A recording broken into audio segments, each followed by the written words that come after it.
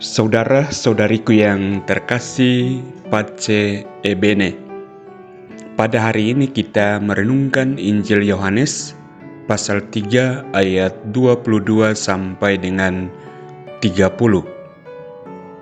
Dalam Injil ini kita melihat bagaimana Yohanes Pembaptis dengan rendah hati mengakui perannya di hadapan Yesus. Ketika murid-murid Yohanes melaporkan bahwa banyak orang mulai mengikuti Yesus, Yohanes tidak merasa iri atau terancam. Sebaliknya, dia dengan jelas menyatakan bahwa dirinya bukan Mesias, melainkan yang diutus untuk mempersiapkan jalan baginya. Yohanes menggambarkan dirinya sebagai sahabat mempelai laki-laki yang bersukacita atas kehadiran mempelai. Dalam hal ini, dia menunjukkan bahwa panggilan hidupnya adalah untuk mengarahkan orang kepada Yesus, bukan kepada dirinya sendiri. Kerendahan hati Yohanes adalah teladan bagi kita semua tentang bagaimana menjalani panggilan kita dalam terang kasih Kristus. Ia harus semakin besar, tetapi aku harus semakin kecil. Ayat ini mengajarkan kita tentang sikap sejati seorang pengikut Kristus.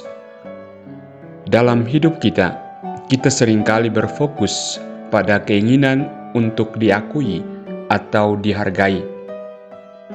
Namun Yohanes menunjukkan bahwa tujuan hidup kita adalah memuliakan Kristus, membiarkan Dia bertumbuh dalam hidup kita, sehingga kehendak dan kasih-Nya menjadi yang utama bagi kita dan dalam hidup kita. Pertumbuhan rohani kita melibatkan proses di mana ego kita menjadi kecil, sementara kasih, kerendahan hati, dan kebenaran Kristus menjadi semakin bertumbuh dan besar. Ini berarti menempatkan kehendak Allah di atas keinginan pribadi kita dan mencari cara untuk melayani orang lain dengan cinta dan semangat pengabdian. Ketika kita menempatkan Yesus di pusat hidup kita menemukan sukacita sejati seperti yang dialami Yohanes.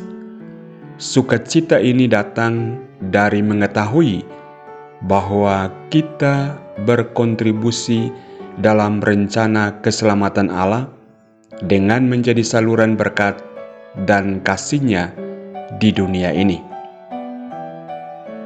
Tuhan Yesus Kristus, bantulah kami untuk mengikuti teladan Yohanes Pembaptis, merendahkan diri kami agar Engkau semakin besar dalam hidup kami. Berikanlah kami hati yang penuh kerendahan hati, sehingga kami selalu mencari kehendak-Mu dan memuliakan nama-Mu dalam segala hal yang kami lakukan. Saudara-saudariku, semoga renungan ini menginspirasi kita untuk terus berupaya menjadikan Kristus pusat hidup kita, dan dalam proses itu menemukan sukacita sejati dalam pelayanan dan pengabdian kepadanya. Tuhan memberkati kita semua. Pace Ebene.